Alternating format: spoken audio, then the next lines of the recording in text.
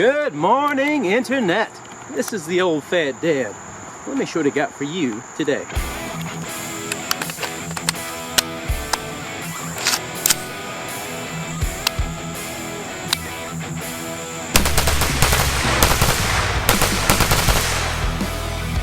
Today I'm going to do something a little different for my channel. I've got this gun that I'm going to take a look at, and it's kind of a special AR type pistol, so I thought I'd give it a try. By the way, thanks to Nick at Precision Marksmanship Technologies for sending this in to me, and I also want to thank Rob with Powdersville Tactical Supply. He really made this possible, helped me through the FFL process. Now, from a quick glance, this appears to just be a regular old AR-9 type pistol. This one has upper and a lower from Palmetto State Armory, and just a cheap little Bushnell red dot on top. What makes this different, though, is the trigger. And this one has a Ecotech binary trigger installed, which is not super uncommon. What makes this even more special, though, is that Nick, the viewer who sent this in, has done a lot of work on the buffer and on the bolt to get rid of a lot of the goblins that people are facing when they're shooting with these binary triggers in the AR-9 platform. I'll link to some videos up here, or maybe over here, of other folks on YouTube who have tested out this binary trigger on an AR-9 and have had some issues. So, I'm interested to put this to the test and see what we can see, if it has any problems or it runs really smooth. He says he's put about 10,000 rounds through this lower without any problems. Let's test it out and find out. Alright, let's try semi-auto first. I'm going to zoom in so you can see how the trigger works.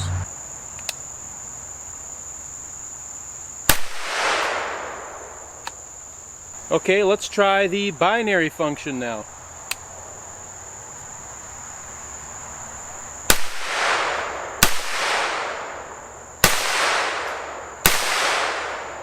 Pretty cool. Alright, let's try some double taps in binary mode, and my target's right there. It's about 10 yards away. Let's see if I can control the recoil on this and keep him on target.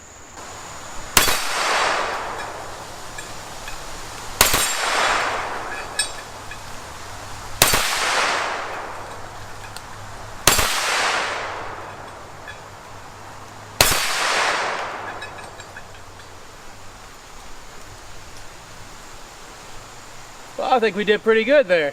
One of the things I'm interested in is how much faster is the binary trigger than just regular semi-auto. So I'm going to go ahead and switch to semi-auto first.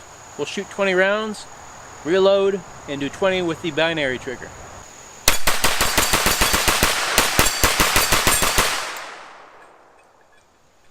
Okay, so that was semi-auto. That was pretty darn fast. Let's try the binary. Flick it one more over. Here we go.